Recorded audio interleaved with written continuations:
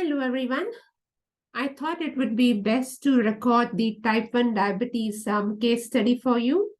Why? Because as I said, that as a new graduate dietitian, when you go out for your placements and when you go out in real life settings, you generally are given the opportunity to shadow a type 1 dietitian.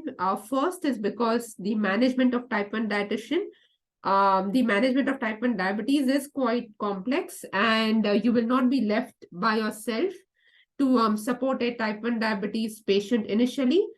Gradually, you will be building up more confidence to support them. So yes, especially during your placements, you will be shadowing a dietitian more. The dietitian may simply ask you, for instance, basic things like collect the patient's client history, dietary history. But for the critical part of, say, analyzing and coming to a PES statement, to an intervention monitoring evaluation, all of this will be done in collaboration with a senior dietitian. So yes, that's why the case study part of type 1 diabetes is not an accessible component. As a student who is learning to be a dietitian and then going on placement, but the theoretical components of type 1 diabetes certainly are accessible. So when you have your online module on type 1 diabetes, do not ignore that. Certainly the theoretical things are accessible, but you will not be given a case study, for example, an in-class case study or a practical exam on type 1 diabetes and asked to do an ADIME. But certainly, for example, at your end of trimester exam, you can expect multiple choice questions and things like that, which are theoretical in nature for type 1 diabetes. All right. So what I thought is it would be best for me to record this, and you can review this when your time permits. Okay. So yes, I'll go on to you have the case, the example case with you. So I'll go on to the responses now. So when we start with first thing, which is A, assessment. So yes, Peter, male, 25 years old. The endocrinologist has referred Peter to you. Who is an endocrinologist?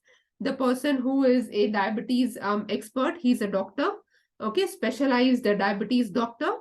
And why has he referred Peter to you? Because Peter is newly diagnosed with type 1 diabetes only 3 weeks back. Okay, and he's come to your private practice. He is living on campus by himself. He cooks and shops for himself. He's a second-year medical student. All right, alcohol consumption is not reported, but very, very important for diabetic individual to ask their alcohol intake because alcohol intake can have direct impact on hypoglycemia. And as I have said multiple times, you do not want patient to have hypoglycemia. All right, be it type 1 or be it type 2. Therefore, asking their alcohol intake is so important. Okay, and good thing is that, say on a trans-theoretical model, he is at a stage where he's very, very willing to learn. He's not at a pre-contemplation stage, but he is willing to act and he's willing to implement, which is great. It's good to have such patients. All right, so his height is provided to you, 175 centimeters. Weight is 73 kg. Peter lost 2 kgs of weight. And probably this was because of he's newly diagnosed with type 1 diabetes. And maybe the insulin and carbohydrate ratio is not matching up. All right. So, yep, his weight history in the past 1 year, he was usually 75 kgs. All right. In the past 2 years, that has been his usual weight. Now it's down by 2 kgs. All right, and we suspect this could be because he's newly diagnosed and he's not matching up his insulin and carbohydrate ratios. So, yep, he is of a healthy weight status according to the World Health Organization. Therefore, we do not need to do any ideal body weight, adjusted body weight calculation because he's of a healthy weight status. Okay, this is his blood results that have been given to you. Okay, so what are his blood results? Before meals, when you look at the cutoffs, 4 to 6, for instance, okay, before breakfast, if you see in the morning, okay, he has hyperglycemia, which is more amount of blood sugar levels, high blood sugar levels. So in the morning when he wakes up and he tests himself, he has high blood sugar levels. Okay, before lunch, before dinner, they are all within the 4 to 6 range, which is normal. All right, and then when we look at during night, okay, which is at 2 a.m., we look at his blood sugar levels, and they are quite tilting towards hypoglycemia. Not strictly speaking hypoglycemia, because when you look at the glucose fasting range, which is between 3 to 6, this is just touching the border. It is on the lower end. Okay, and we do not want it to go any lower. Okay, so at night time, he certainly is experiencing the lower spectrum of the reference range of 3 to 6. So yes, he's tilting towards hypoglycemia. Okay, so if you look at this, the reference which I have used over here is a unique one which I found for type 1 diabetes, which is over here by Diabetes Queensland, Australia. Okay, but yes, you are free to use your handbook. I just, when it is not an assessed case study, I would like to expose you to other references which are out there as well. Okay, so when looking at Peter's current blood results, he is experiencing nocturnal hypoglycemia because they are tilting quite towards the hypoglycemic end. You can say he's strictly not hypoglycemic, but his blood ranges are towards the hypoglycemic end, which is at 2 a.m. Okay, and when he wakes up in the morning, 7:45, his blood results are high blood sugar levels, so he is having hyperglycemia. It is important to use these sort of terms, hypoglycemia, hyperglycemia. Okay, so in your exams and assignments as well. Okay, so what does this indicate? Is this Dawn phenomena or SOMO-G effect? This is a classic example of SOMO-G effect. All right, and if you see the occurrences of Dawn phenomena, SOMO-G effect, are much likely to occur in a type 1 diabetic individual than a type 2 diabetic individual, predominantly because in type 1 diabetic individual, especially individuals who are, say, newly diagnosed with type 1 diabetes, they still are learning how to adjust their external insulin to the carbohydrate, therefore taking this time. All right. So, yeah, so in this slide, exposing you to a few more references. All right, and then indicating that how these occurrences of Dawn and SOMO-G are more likely in type 1 diabetes.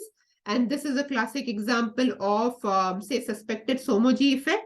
Over here, you can write suspected and not established SOMO-G effect, because during the night time at 2 a.m., okay, the blood results are at a lower spectrum of the blood sugar levels. Okay, so they are not strictly hypoglycemic, but definitely there is a suspicion of SOMO-G effect, or else if it is not monitored closely or addressed, then definitely this person could have a, say, a well-established SOMO-G effect. Okay. All right. So now what is he having? He's having 20 units of Lantus and 45 units of Novo Rapid. All right. So what type of insulins are this? We will look at this further. This is, so there is a bit of theory that I wanted to add regarding insulin, just so that it helps you out in your real life setting. So this is how the normal insulin looks. The human insulin, which you and I can produce. All right. So this is our normal human insulin, structure of human insulin. We have two chains, A and B chain. All right. They are connected to each other by the disulfide bond. Okay. So this sort of this orange lines, disulfide bond, this is what they're connected with. Where is the insulin produced? Yes, we all know pancreas, but which cells? Beta isolate cells of Langerhans. Okay, so yeah, it sounds like some Irish island, but that is what it's called. Okay, I thought it was really cool when I learned it for the first time. So yep, this is what the human insulin looks like and where it is produced. Okay, now moving on to say external insulin which have been produced in the say by pharmaceutical companies. Okay, so for example, this is how a external insulin looks like. Which insulin is this? This is Gargine. Okay, so when you look at this structure of insulin analogs, so this externally produced insulin by pharmaceuticals is called as insulin analogs. All right. And then if you look over here, long-acting analogs are Garlin and Detemir. And that is what we have over here, Garlin and Detemir. Okay, so these are your long-acting insulins. Okay, and you have your fast-acting analogs or insulin, fast-acting insulin, Aspart and Lispro, which you must have heard more often, I believe. Okay, so this is how Aspart looks. This is how Lispro looks. Okay, this is how the short-acting or fast-acting insulin look like. Okay, so this is how visually they appear, human insulin versus the analogs. Okay, so this is again more FYI because I believe that this content was not very say it was not covered in detail in the theoretical lectures, and therefore I'm covering it over here. So when you have rapid acting insulin, okay, so this starts acting. When we say starts acting, meaning it starts to decrease your blood sugar level, say within 2.5 to 20 minutes. What does this mean? It means that you should use this insulin as soon as you use this insulin, you should be eating food. All right. So over here, you can't have a very big gap between having insulin and then say after 3 hours you have the food. No. This can lead to hypoglycemia otherwise. This is when your carbohydrate and insulin are not matching up. Okay. So when you're having rapid acting insulin, you need to immediately have food. Okay. So what are the types of rapid acting insulin which are available in Australia? These are the most common ones. Novo Rapid is like the company name, for instance. Okay, then you have your Lispro, and you have a lot more others. Okay, so released in Australia in 2019, a new rapid acting insulin. Okay, so yes, many such types, but these are the most common ones which you are likely to see, say, in a patient's medical history file. Then you have short-acting ones. So these short-acting ones, they start lowering blood sugar levels within 30 minutes, okay? And it has its maximum effect, say 2 to 5 hours after the injection is taken, all right? And it lasts up to 6 to 8 hours, okay? And then you have Actrarapid and Humulin, which are examples of the Australian ones. Then you have your intermediate insulin. Okay, this is also called as basal insulin. Okay, long-acting insulin is also basal in nature. What does basal in nature mean? It means that for individuals who do not have diabetes, we have a, say, consistent release of very, very tiny amount of insulin from the pancreas throughout the day. Okay, this is called basal insulin. And this helps us to maintain our blood sugar levels throughout the day, when we have meals, when we don't have meals, so on and so forth. So it helps in the basic homeostasis of blood sugar levels throughout the day. Okay, so over here, basically to mimic the same effect, we have basal insulins, which are analogs, okay, intermediate ones and long-acting ones. So intermediate one, they work about 60 to 90 minutes after ingestion is taken, okay, and it can last anywhere between 16 to 24 hours, depending upon the type of, say, insulin taken and things like that in terms within the intermediate category. When you have long-acting one, this one injection can last 24 hours, but now please be mindful. You may say, okay, why not just take this one injection and just forget about the rest? No, when you're having food, you may need a more, say, concentration and more amount of insulin and at a faster release rate. The type of carbohydrates you eat, like simple sugar, which is like gushed into your blood, because simple sugars don't require, say, digestion. What if you're having lollies and candies, okay, for things like that? So then this basal insulin is not enough. You also need more amount of insulin and coming into your blood faster and taking care of all that extra sugar. So it is not as simple as I'll just take one basal insulin and it takes care of everything. No, basal is like the baseline thing, that there is a constant tiny release of it, which helps to maintain blood homeostasis, blood sugar levels. Okay, but then you need these sort of insulin in between, depending upon the type of food eaten, like the type of carbohydrate eaten, the amount of carbohydrate eaten, and all these factors, exercise levels, so on and so forth. Okay. All right. So, yeah, these are the various, again, examples. And this I got from the Better Health Victoria government, okay, website, all of these types of insulin. So if you want to look into this, you can Google this up. This shows you a good, say, picture of the types of insulin. So you have rapid acting insulin, the one which I said. Immediately you need to take food with this. Okay, then you have the short acting one. You have intermediate long acting. These are your basal insulins. Okay. Prolonged acting is also a basal insulin. Okay. So these are the various types of insulin that you find in the Australian market. All right, now moving on to nutrition impacted symptoms. Currently, he's not having any symptoms of, say, hypoglycemia as such. Okay.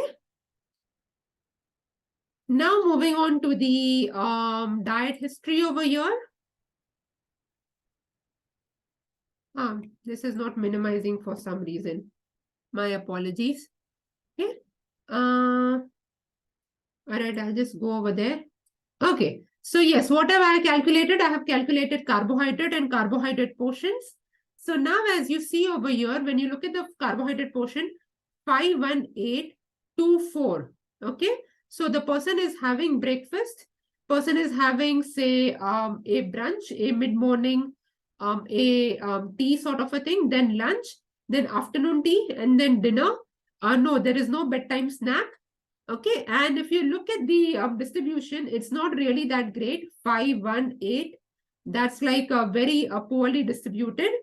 Okay, and red flag, no bedtime snack. And we know that the person is also having, say, suspected Somogy effect, meaning low blood sugar levels at 2 a.m. Okay, yes, when you look at the, say, the types of carbohydrate, the medical student is not doing very great. Okay, when you look at this, a lot of simple sugars are there. For example, muffin, which is literally like sugar loaded. Okay, and then having sugar with your coffee and things like that. Then banana bread, again loaded with sugar. So yes, there is a lot of simple sugars going on. But now, guys, if you remember, I said that when you have an issue between distribution versus anything else, you have to first focus on the distribution. Why? Because if the distribution is not right, this can have major implications on the blood sugar levels, such as hypoglycemia, and the person is already showing suspected Somogy effect, and we can clearly see he's not having any bedtime snack. So my priority one consultation would be about distribution.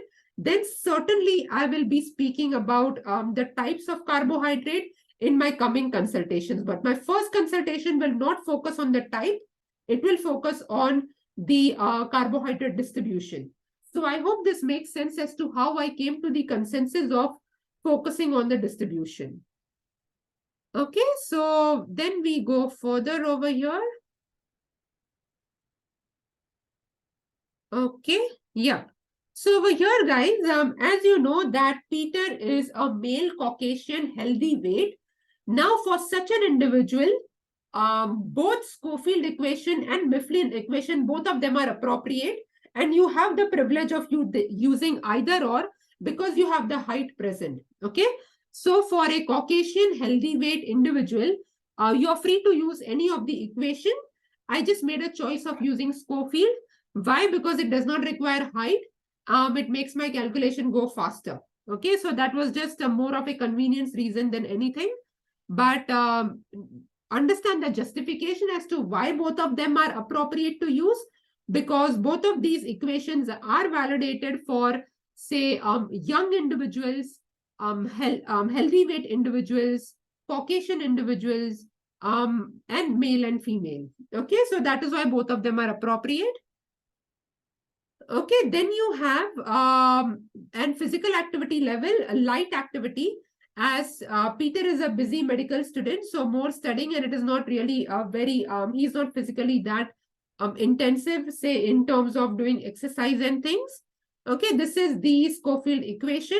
appropriate for the age and gender. Okay. So when you compute values into this equation, this is what you get. All right. And when you see that he needs to be having 2,866 kilocalories, what is he consuming? 1,920 kilocalories. Okay, so he is having less amount of calories. Then he should be having 33% less amount of calories. Okay. Now there is this very interesting thing which I want to share with you. Again, this has real life implications. Therefore, it is good to be mindful about this. So if you see dietitians practicing like that, that is how things are done in real life. Now, in real life, guys, to increase patient compliance and adherence to say dietary recommendations which are given by the dietitian and the diabetic educator, what is done is dietitians may choose not to calculate. Not is what I say, okay? Dietitians may choose not to calculate the recommended amount of carbohydrate and the recommended amount of carbohydrate portions. Basically, they may just see, okay, this is the amount of carbohydrate Peter is having in a day, which is 295. Let's give enough amount of insulin to take care of 295 grams of carbohydrate in a day. Does that make sense? So this is how real life may function, just to improve patient compliance and for them to adhere to say specific say recommendations. Okay, but this may not always be the case. You do have dietitians who would be computing the say recommended amount of carbohydrate and carbohydrate portions. This is the practice which I saw in say in Canberra. The same practice I could not see in say Queensland that rapidly. So every dietitian, type 1 dietitian expert, has her own take on say dealing with patients and supporting the patient. All right, so I just want you to be aware that you may find different things in real life and in practice. Some work on the just what the patient is having, which is actual carbohydrate intake, and some may work on say looking at the recommendation versus how it's faring well with the actual intake. All right. Why do we have this flexibility in type 1 diabetes? Essentially because you can just give in the more amount of insulin if they are having more amount of carbohydrate. If they are having less amount of carbohydrate, you can adjust your insulin accordingly. Okay. And as I said, this may be done, say initially, or with patients who are not very adherent to dietary recommendation. So a lot of permutation combinations exist in real life. Okay. But I'll teach you the ideal method, but certainly be flexible that things may be different in real life. And that is done. It is within the, say, understanding of best practice, but it is done more to suit and to meet the patient's need and compliance. Okay. So yes, say the ideal way of doing it is calculating the carbohydrate recommendations, which is 45 to 65% of the estimated energy intake. So what is the estimated energy intake? 2,866. So what is 45 and 65% of that is what we calculate. Then we know 1 gram of carbohydrate is 4 kilocalories. You convert the calories into grams. Okay, so this is the amount of grams. So what is Peter having? 295. What is the minimum he should be having? 322. So he is having the minimum amount of, he's having the minimum amount of carbohydrate. So he's within range. So 295 is between, oh no, hang on. What am I seeing? Sorry. 295 is lower than 322. Meaning he is not having the minimum amount of carbohydrate. My apologies. I looked at it the other way. So I will correct myself. Please don't get confused. Do not panic. Breathe. Okay. So what is he having? 295 grams of carbohydrate. This is less than the minimum amount of carbohydrate, which is 322.45. Okay. So what does this mean? Minimum should be 322.45. What is he having? 295. Okay, so what is the deficit? 8% deficit. So 8% is deficit. Yeah, he's having a little less than his minimum amount of carbohydrate recommended, but this is not a very, very big major problem. All right. The biggest problem for me is his distribution, 5 and 8, not very meaningful, and no bedtime snack, absolutely not right, especially because he has suspected SOMO-G effect. Okay. All right. And why have I calculated the average amount of carbohydrate? This just helps me in real life because I want to know that not the minimum, not the maximum, on an average, how much a patient should be having. So this is just something I follow in real life. So don't get confused with it. You can just, for simplicity, you can just compare your amounts the way you have been taught, which is what is the actual amount of carbohydrate? Is it meeting the minimum levels or is it over the maximum levels? That is how we have been doing our studying throughout the trimester, and we will keep to that practice. Okay, so if you get confused with this, I'm very happy to remove this out so it's not confusing anymore. Okay. All right. So yes, now when we go further, what is done? The same thing is done with carbohydrate portions. So with carbohydrate portions over here, I have just, if you see, this is 322.45. I have just rounded this up to 323. Okay, so don't get confused why did 22 become 23? It is just a rounding up. Okay. So, yep. So you have carbohydrate portions, 1 gram of carbohydrate is 15 carbohydrate portions. What is the minimum amount of carbohydrate that Peter should be ideally consuming? It is 322.45, which is roughly 323 grams. Okay, so how many carbohydrate portions is that? 21.5. Will you leave this at a decimal place or will you round this up? You have been taught this well. You will be rounding this up. Okay, so you can say this to be as that is 22 carbohydrate portions. So if you do this, it would be even perfect. Okay. All right. Again, you will round this up as well. You can say this is as that is 20 carbohydrate portions. Okay. So I have done the decimal things over here. Okay. But you use the rounding up numbers to make it consistent. All right. With best practice. Then what do you get is roughly Peter is again 8% carbohydrate portion deficit. 8% is not a major thing. Okay, it's not like 80% deficit or anything. All right. For me, amount of carbohydrate portion is not amount of carbohydrate portions, number of carbohydrate portions, amount of carbohydrate is not my major issue. My major issue is carbohydrate distribution because of a suspected SOMO-G effect, which is nocturnal hypoglycemia. Okay, that is why that's going to be my key priority. All right, so I hope you are understanding till now. And why have I not even looked at simple sugars is because, as I said, I have highlighted this in red. Distribution is my priority. So I'm not even looking at simple sugars at this time. I would be doing all of that, say, in the coming consultations, talking more about his, say, type of carbohydrate. Okay, so which other nutrients are important? Yeah, glycemic index is important.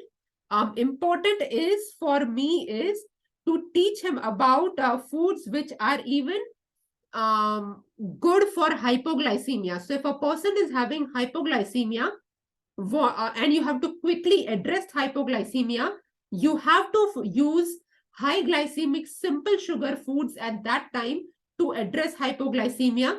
So I would also be talking about, say, simple carbohydrates and its say management of hypoglycemia and what is the rule of 15. So rule of 15 hypoglycemia, I have got this from pen.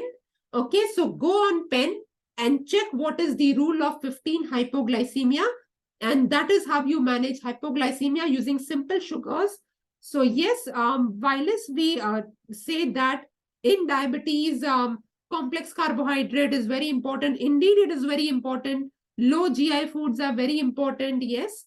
But for the management of hypoglycemia, simple sugars are also very important. And I would be looking into that. Okay. So this is something for you to investigate further. And alcohol, certainly I'll be asking Peter about his alcohol. Alcohol, one needs to be very, very mindful, especially with type 1 diabetes, okay? Because this can have very detrimental, the progression to hypoglycemia, ketoacidosis is much more faster and detrimental when you are externally dependent on insulin.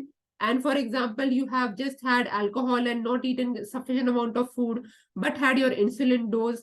This can have fatal consequences, okay? So that's why I have selected these type of food options. And the reasons is I haven't written, but I have verbally explained to you the pathophysiological reason behind, alcohol intake, simple sugars, why are they important, especially management of hypoglycemia, and low GI for just a general important like healthy diet thing, which I may be doing in my future consultations with Peter. Okay. So yes, what does the guideline say?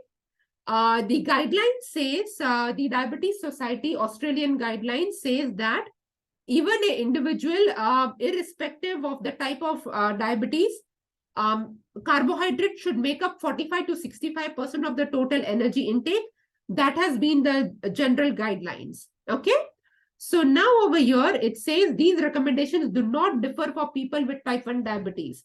So yes, even individuals with type 1 diabetes, their diet should make up 45 to 65% of carbohydrate intake. Okay.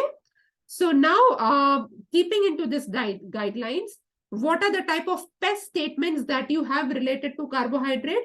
We have looked into each of this PES statement in detail in your previous, say, workshop. Okay, so you know what is inadequate carbohydrate intake. Yes, Peter is 8% deficient, but that is not my key priority at the moment. Excessive carbohydrate intake, that is definitely not the issue over here. Intake of types of carbohydrate inconsistent with needs. Yes, even without calculating, I know Peter's simple sugars are definitely high, but is that my number one priority for my first consultation? No, it is not. This would be something I would address in the second or third consultation. Okay.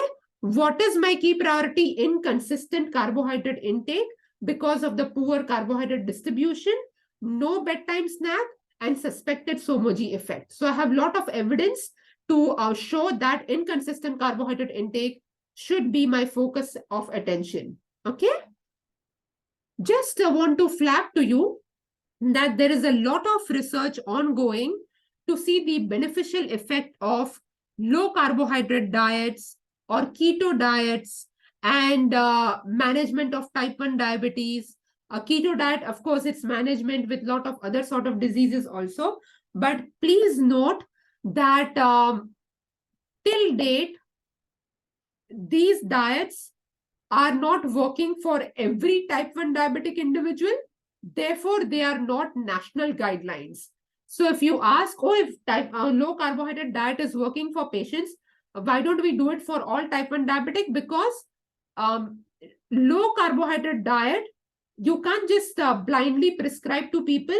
You have to very, very carefully individualize, tailor this diet to one person.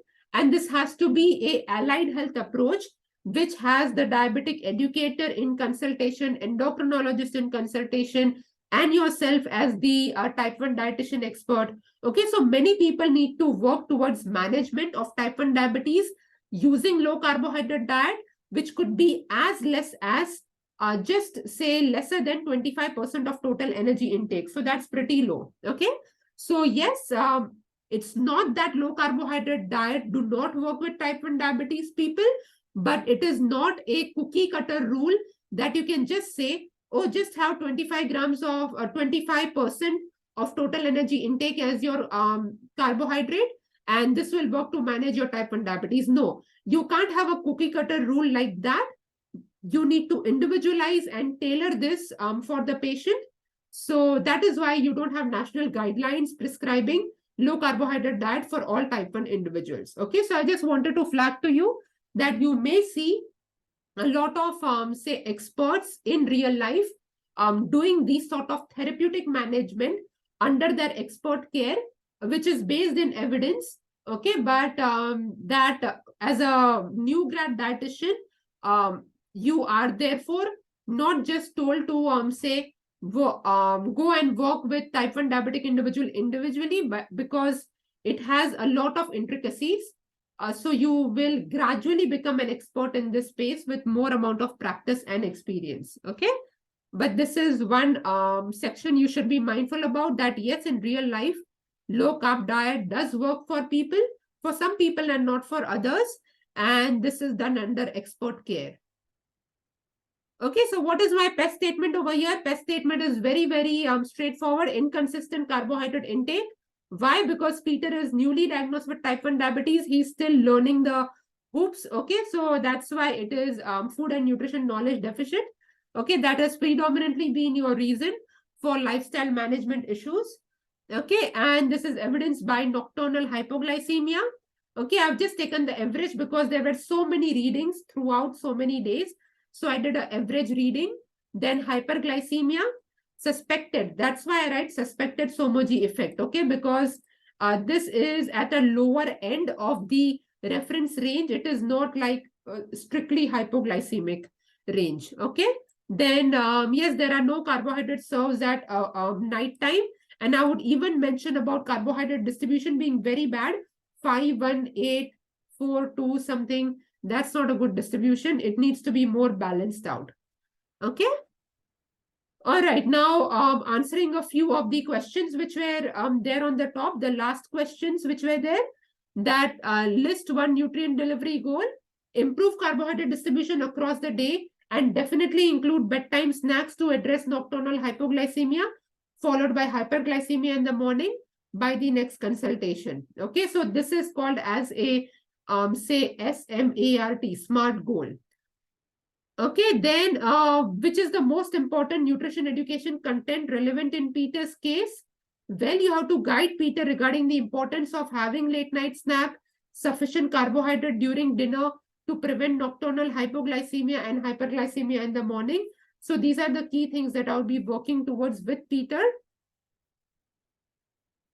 Okay, this is just, I wanted to show you his distribution over here, that you have his actual carbohydrate intake. Okay, actual carbohydrate distribution, very bad distribution. So you have recommended carbohydrate, which was, as I said, that I will teach you the ideal method, which is, this is what his recommendation is. Based upon this recommended carbohydrate intake, ideally this should be his distribution, okay, which is a bit more balanced compared to 518, which is not balanced, okay. And we have definitely accounted for bedtime snacks as well. Okay. All right. So monitoring evaluation, just FYI, definitely you'll be checking, say, BMI and weight. So there is no further weight loss. Check bloods. Okay. Hypos and hypers both. Okay. And you may have to say get in touch with the diabetes educator to talk to her that if Peter can be put on a continuous glucose monitoring pump. Okay. This is all more, say, complex type 1 diabetes, say, topics. All right. If nocturnal hypoglycemia is not resolved, then if there is any insulin dosage that needs to be changed, you will have to see what the endocrinologist, if he has changed anything, or else get in touch with him. Okay. Then look at the adherence to dietary regiming. Is he having the late night snack? Is the carbohydrate distribution improved throughout the day? Referral, definitely send him back to the diabetes educator. Ask diabetes educator if Peter should be on a continuous glucose monitoring pump or not. Check with the endocrinologist if there is any changes in the insulin regime. Check if the weight loss is persistent or not. Let them know that there has been a weight loss as well, so that they can make appropriate adjustment as needed. Daphne is a very, very popular and a very, very go-to place for individuals newly diagnosed with type 1 diabetes, where they are taught how to match their insulin with their carbohydrate. Okay, so definitely this is a very strong referral point for type 1 diabetic individuals. So look up Daphne, the website, to gain more information. Now, this is again more advanced level learning. And I just wanted to share this with you, that you work very, very closely with the diabetic educator. What sort of work does diabetic educator do? Diabetic educator, she helps to match the amount of insulin Peter should be taking to the amount of carbohydrate he is eating. Okay. And how much of carbohydrate he is eating throughout the day, that advice is provided by you, the dietitian. Based upon that, the diabetic educator will match the amount of insulin Peter should be having throughout the day. Okay. So again, this is high level information, just sharing with you as an FYI.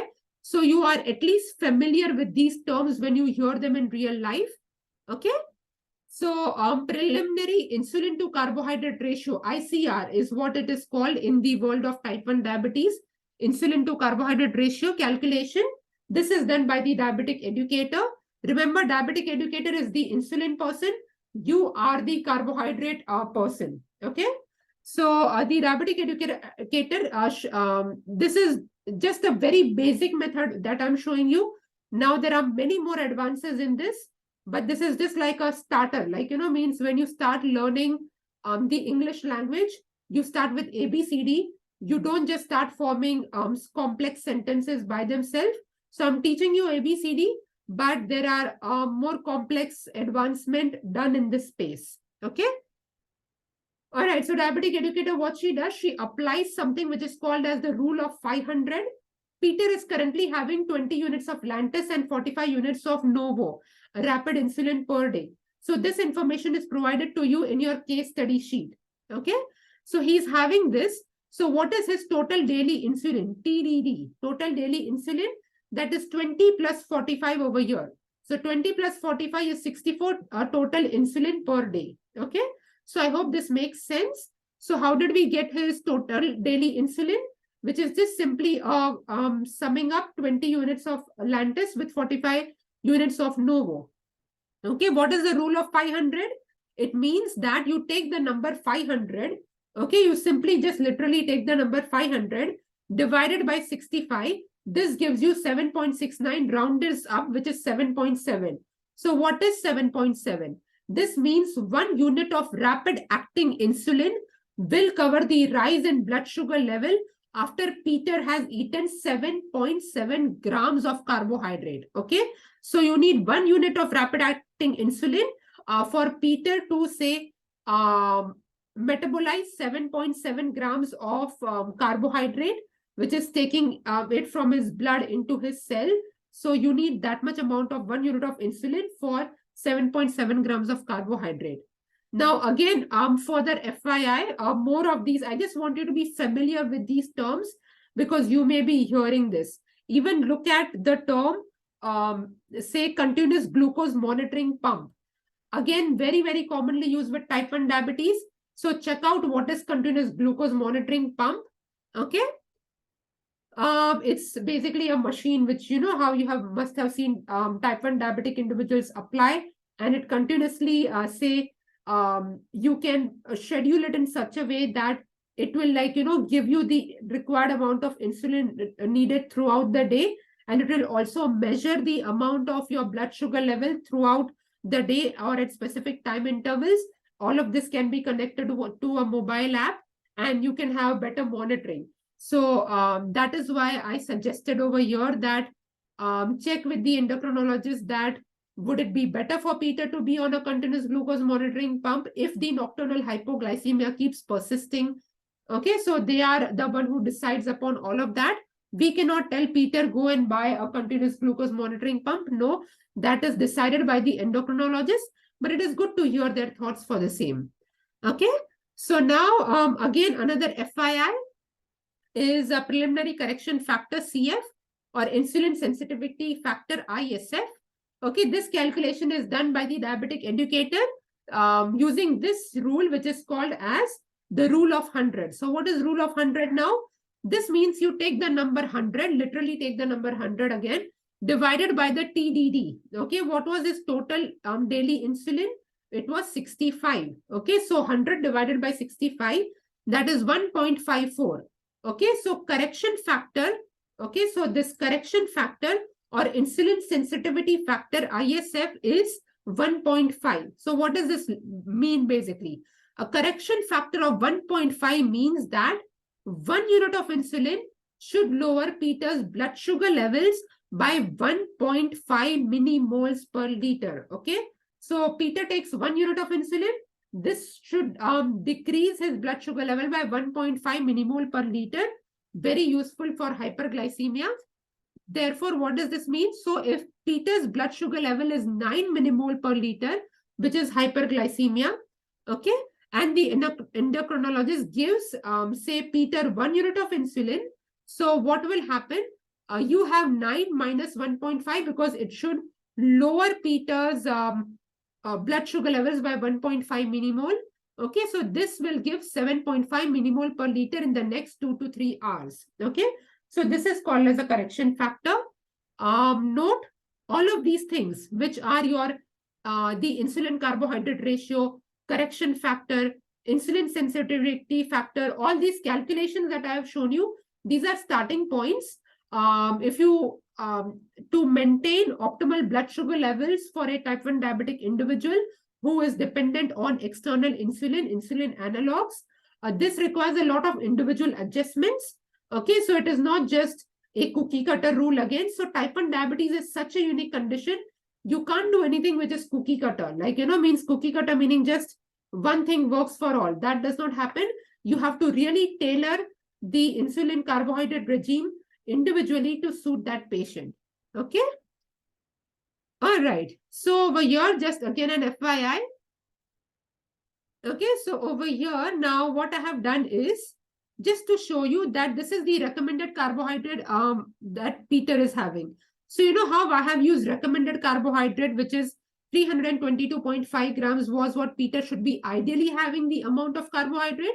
If Peter is having more than this, just to say support compliance. So rather, if you tell the patient to eat less amount of carbohydrate and things like that, there are some patients who may not be compliant. So rather than working off from the ideal numbers, you may actually work using the actual carbohydrate intake and then match it up with the insulin carbohydrate ratio.